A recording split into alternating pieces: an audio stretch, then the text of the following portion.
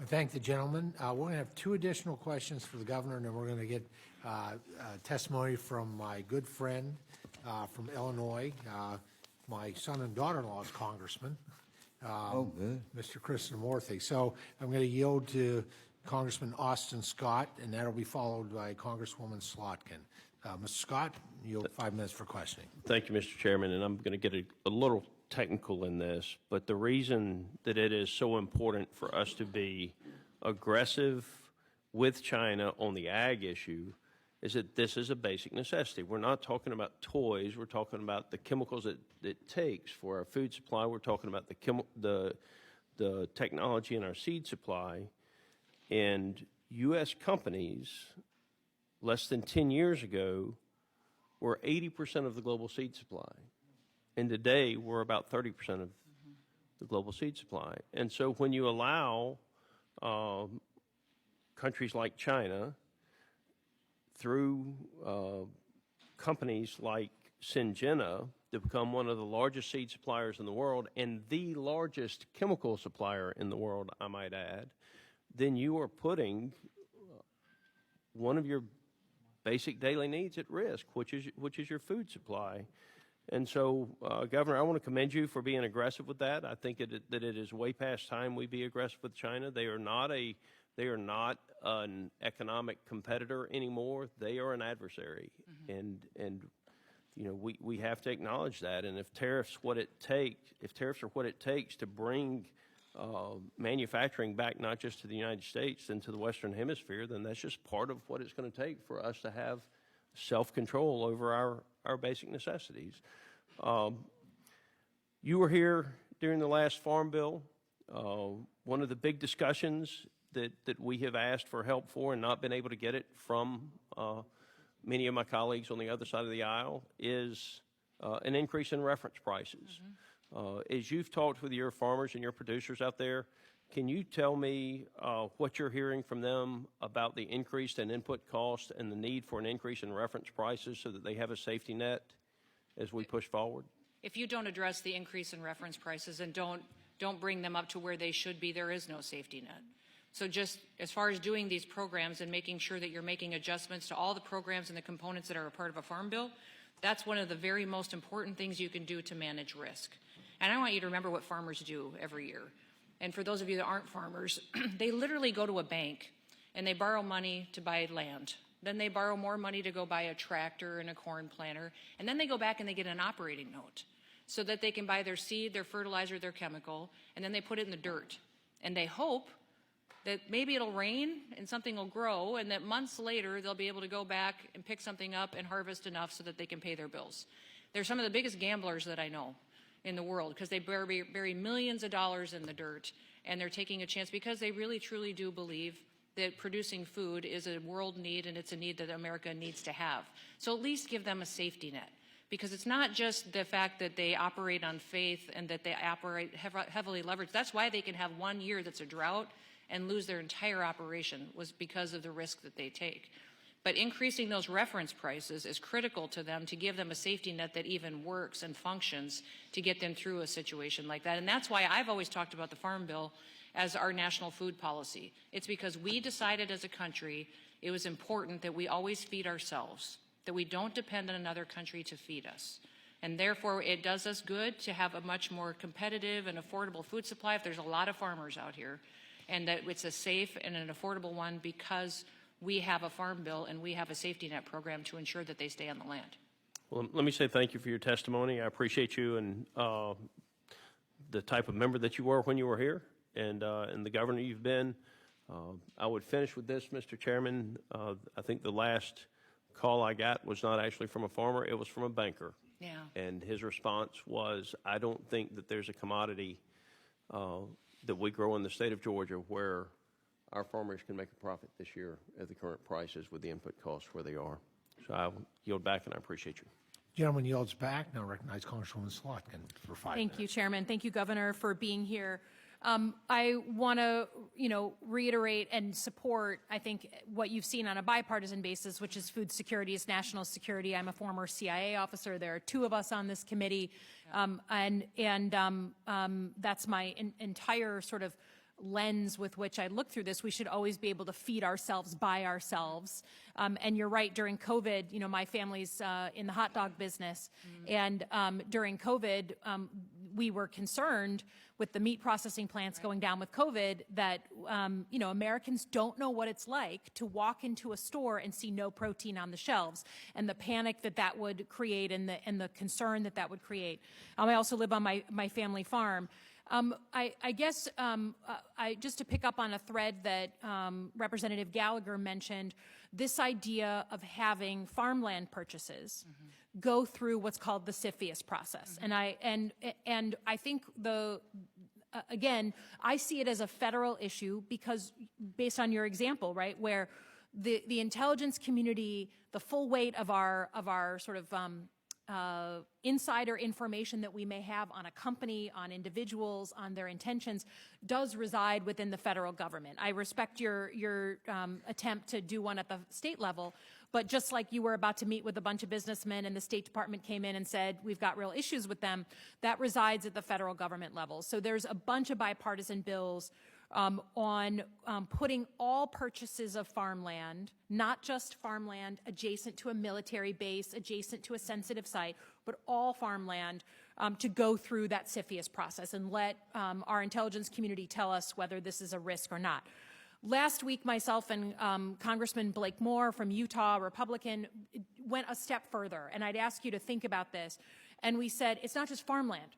If you have a company coming in building a big manufacturing site, I'm from Michigan, right? If you have a company coming in to do a huge purchase of our infrastructure, like hog slaughter, right?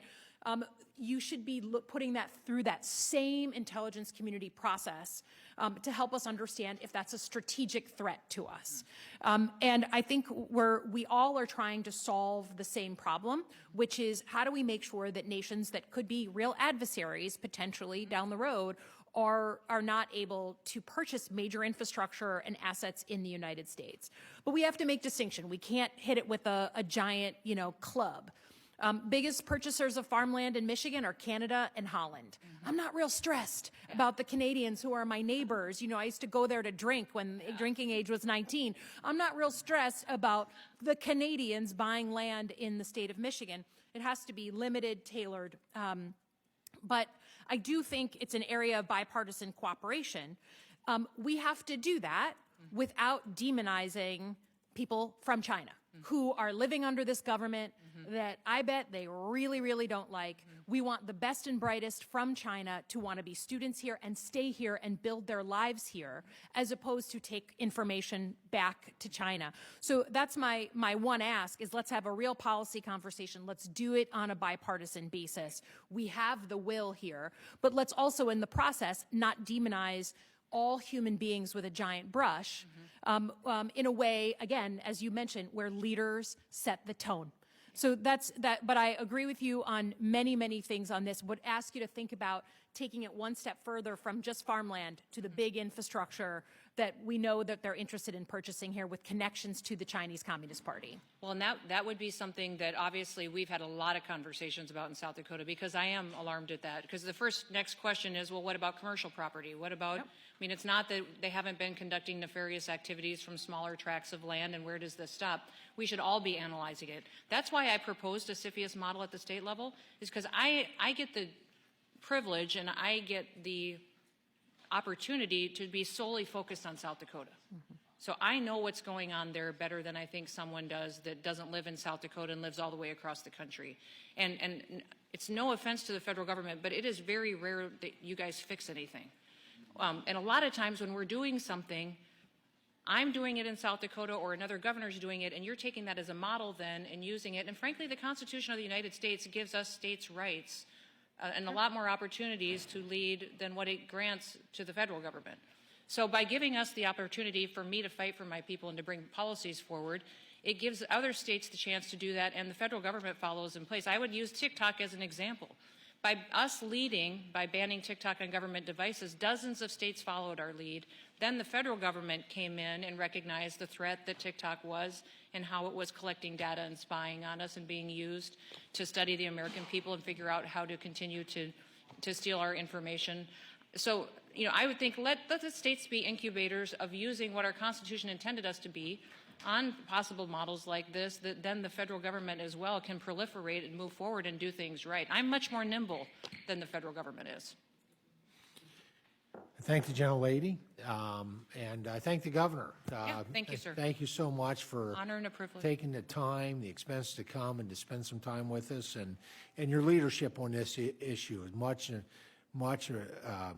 appreciated. So at this point, you're excused, and I'm going to recognize my good friend from Illinois, who is the vice chair or the ranking member of the Select Committee on China, Mr. Raja Krishnamurthy, for his 5-minute testimony. Congressman, go ahead whenever you're ready. Thank you, Mr. Chairman. Thank you, Ranking Member Scott. Thank you to the committee for inviting me to speak today.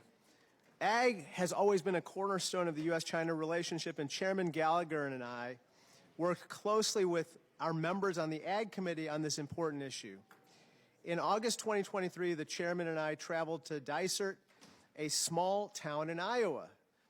In 2011, not very far from Dysart, a farmer saw a man digging in the cornfields. After some investigation, authorities discovered that this man was not just digging for fun. He was looking for proprietary corn seeds to send back to his employer, a Chinese seed corn company. The man eventually tried to ship 250 pounds of corn seeds to Hong Kong, disguised in Costco-sized packs of microwavable popcorn, just like this. That's clever. The total cost of this one case of IP theft was estimated to be $30 million because the folks in China wanted to reverse engineer the contents of this to be able to produce the same back in China. Ag technology is a prime target of IP theft because American technology and farming are the best and most productive in the world. The Select Committee's bipartisan economic report, released in December last year, included broad recommendations on how to best protect IP.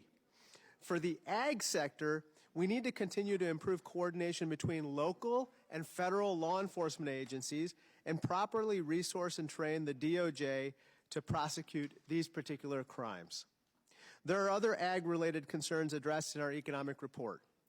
Congresswoman Slotkin and Congresswoman Hinson have already transformed another economic report recommendation into the Securing American Ag Act, which will require the USDA to study the supply chains of our ag inputs, including vitamins, animal feed, and pesticides, where China has been increasingly dominating the market and crowding out American and other suppliers. As we continue to remain in an era of uncertainty in our trade relationship with China, we also need to better protect American farmers from retaliation by the CCP, including by diversifying ag export markets for American farmers. Now, I know this committee has been looking at the issue of land sales. There are legitimate concerns with certain land purchases by CCP-affiliated entities, especially close to sensitive and military sites. However, as we address these problems, we have to make sure that the cure is not worse than the disease. Some purported solutions have had very real and harmful effects on the Asian American community as well. Dozens of bills across the country, for instance, target Chinese nationals regardless of whether they are affiliated with the CCP and regardless of the proximity of their land acquisitions to sensitive sites.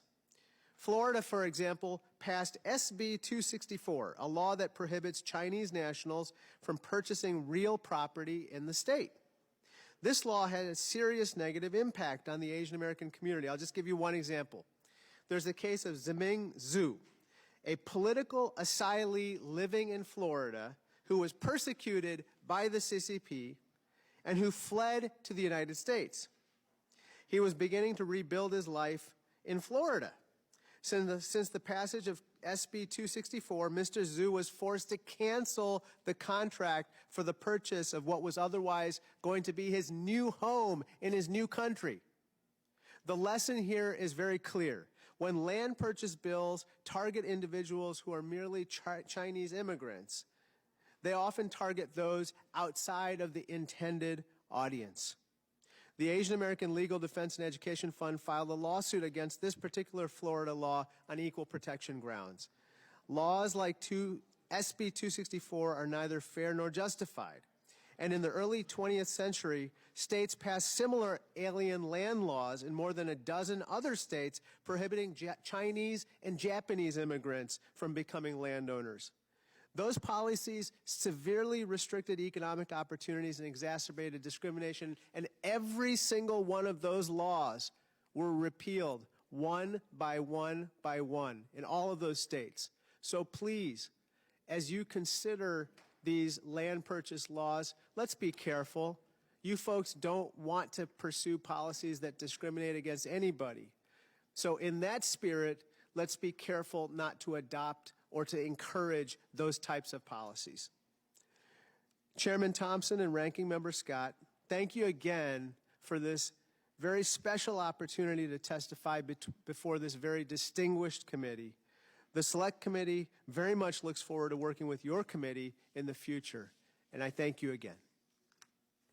Well, Congressman Krishnamurthy, thank you so much for your testimony. I know that this is a busy day for all of us, including you. You've been bouncing from hearings, and so we're going to excuse you from the panel as well. But thank you for joining us. Thank you for your leadership and for sharing with us this morning. Much appreciated. Thank you so much.